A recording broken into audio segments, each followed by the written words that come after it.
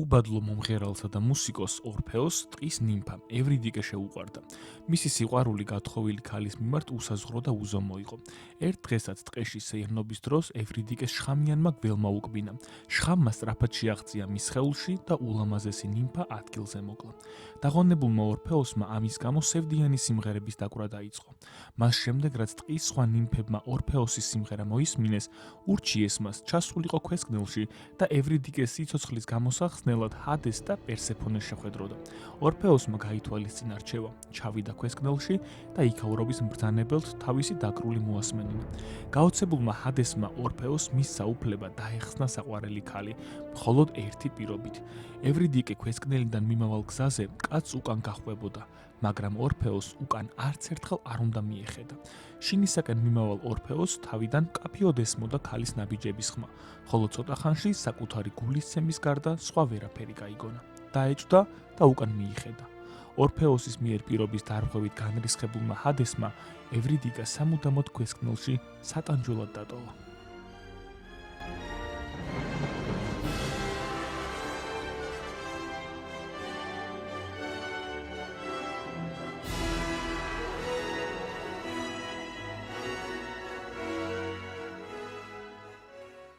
შაბათი კინოს დღეა. სამუშაოს დამთავრების შემდგომ საღამო თავისუფალი მაქვს. საერთოდ არ ვაპირებდი ამ ფილმის ნახვას, რადგან რაღა დაგიმალოთ და მე-16 საუკუნის ინგლისი არ არის ისტორიის ის პერიოდი, რომელიც ჩემში განსაკუთრებულ ინტერესს აღძრავს. შექსპირისადმი უდიდესი პატივისცემის მიუხედავად, მაინც გადავწყვიტე, რომ ამ ფილმში ახალს და განსაკუთრებულს ვერაფერს ვნახავდი. ამიტომაც ვიფიქრე, არჩევანი სხვა ფილმზე შემეჩერებინა. თუმცა YouTube-ის და Facebook-ის ალგორითმი რატომღაც მაიძულებდა წავსულიყავი და ეს ფილმი დიდ ეკრანზე მენახა.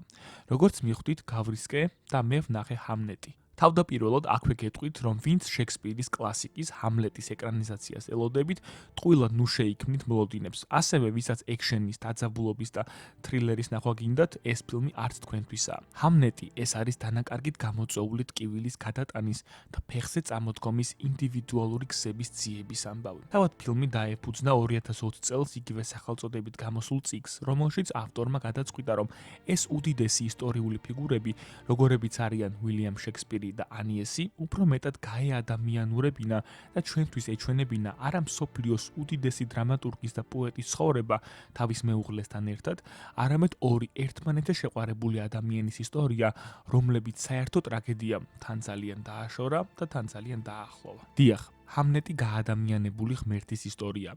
სწორედ ამიტომ მიმართა რეჟისორმაც ამხერხდა ჩვენ სახელი და გვარი უილიამ შექსპირი ფილმში მხოლოდ ერთხელ გვესმის, ისის დასასრულში ჰამლეტის სპექტაკლის დაწყების წინ. უილიამ შექსპირი აქ უბრალო ლათინურის მასწავლებელი ვილია, პოეტი და დრამატურგი, რომელსაც ტყის ნიმფა, ანუ ანიესი შეუყვარდა. მათი უბრალო და ადამიანური ბუნების შერწყმა ერთმანეთთან, ნაყოფი, რომელიც მათი სიყვარულით იბადება და კვდება.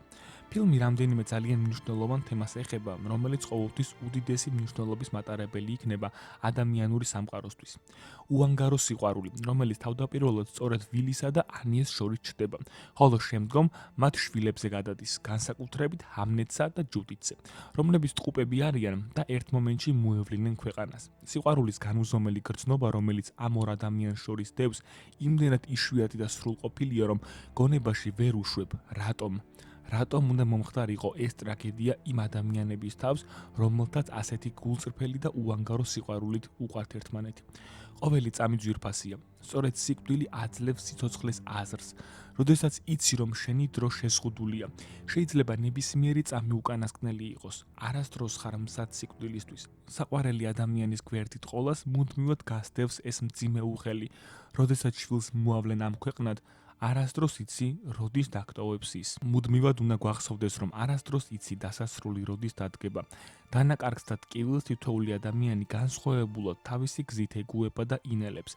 არ არსებობს უნივერსალური გზა, რომ დაივიწყო ან გადალახო ის, რაც მოხდა და სცადო ცხოვრების გაგრძელება. ანიესისთვის დიდ სირთულეს წარმოადგენს იმის გაგება, თუ როგორ შეუძლია უილიამს წავიდეს ლონდონში და თავისი საქმის კეთება გააგრძელოს. მაშინ, როდესაც სულ ცოტა ხნის წინ საკუთარი საკუთარი ბავშვი, საკუთარი ბიჭი, საკუთარი ჰამლეტი მიაბარა მიწას.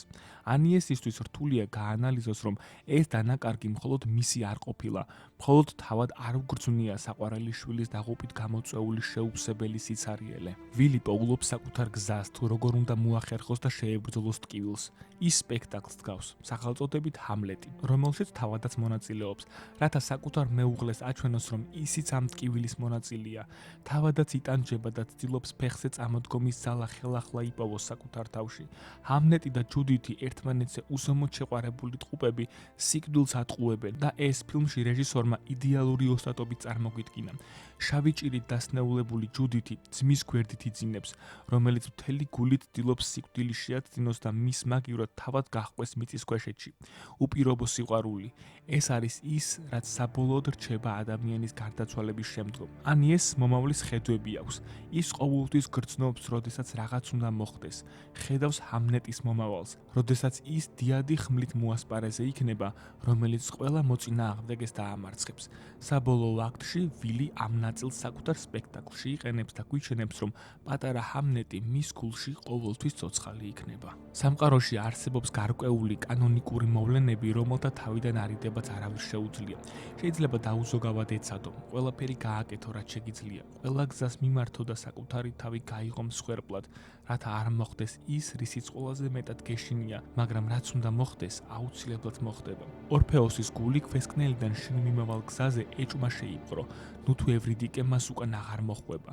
ამიტომაც მიიხედა და ამით საყვარელი ქალის სამუდამო სატანჩველში დატოვა.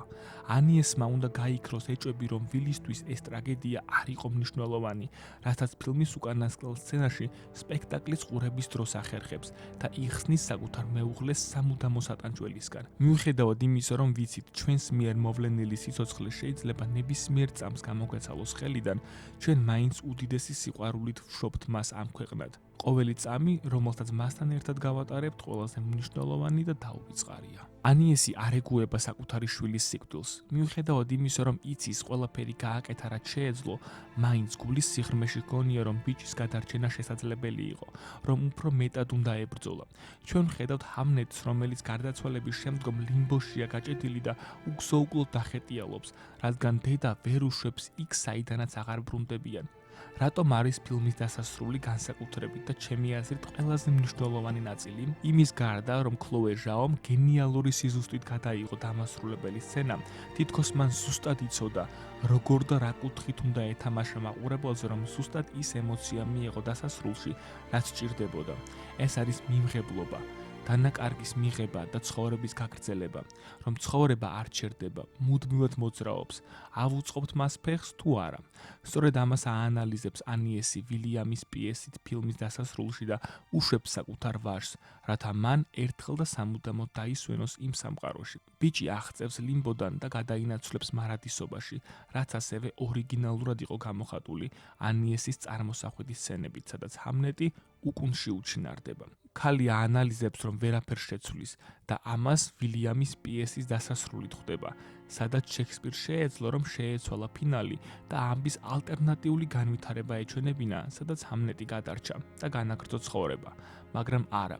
ანიესს სჭირდება, რომ გაიაზროს და გადადგას ნაბიჯი წინ მომავლისკენ. უკანასკნელ 15 წუთში ჩვენ ვხედავთ ჰამლეტთან საბოლოო გამომშვიდობებას და ჰამლეტის დაბადებას. ჩვენ გვგრძნობთ, თუ რამხელა როლი ითამაშა შექსპირის ცხოვრებაში მისი ახალგაზრდა ვაჟის გარდაცვალებამ და რამხელა გავლენა იქონია მისი პიროვნების ხელახლა ჩამოყალიბებაზე. სპექტაკლის სანახავად შეკრებილი მაყურებლისთვის ეს პიესა უბრალოდ ლეგენდაა, რომელიც ტრაგიკულად სრულდება და მათთვის საყვარელი კეთილი პერსონაჟი ჰამლეტი უსამართლოდ კვდება. მაყურებლის რეაქცია სპექტაკლის ყურებისას პიესის პერსონაჟებს და ისტორიას მიემართება, მაგრამ მათ რიგებში დგას ერთი ქალი, რომლისთვისაც ეს პირადი ტრაგედიაა. დედა, რომლისთვისაც ჰამლეტი მისი პატარა ვაჟი ჰამნეტია, ხოლო კულისებს მიღმა დგას კაცი, რომლისთვისაც ჰამლეტის პიესა ხსნა და განთავისუფლების გზაა, როგორც საკუთარი თავისთვის, ასევე მისი მეუღლისთვის. ანიესი თავისუფლდება, მას მიმღებლობის გრძნობა ათავისუფლებს.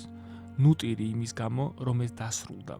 გაიღიმე და იყავი ბედნიერი, რადგან ეს მოხდა.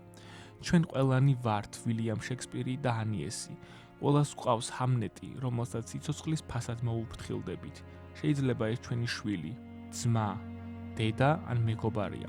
ცხოვრების გზა ყოველთვის ისე არ წარიმართება, როგორც ჩვენ გვინდა. არ შეგვიძლია პასუხი ვაგოთ ყველაფერზე, რაც ხდება. ერთადერთი რისი გაკეთების ძალად შეგვწევს, ეს არის რომ ხელახლა ვისწავლოთ სიარული, როგორც პატარა ბავშვებმა. ახალი მიზნები ვეძიოთ და წინ ნაბიჯის გადადგმის არ შეგვეშინდეს.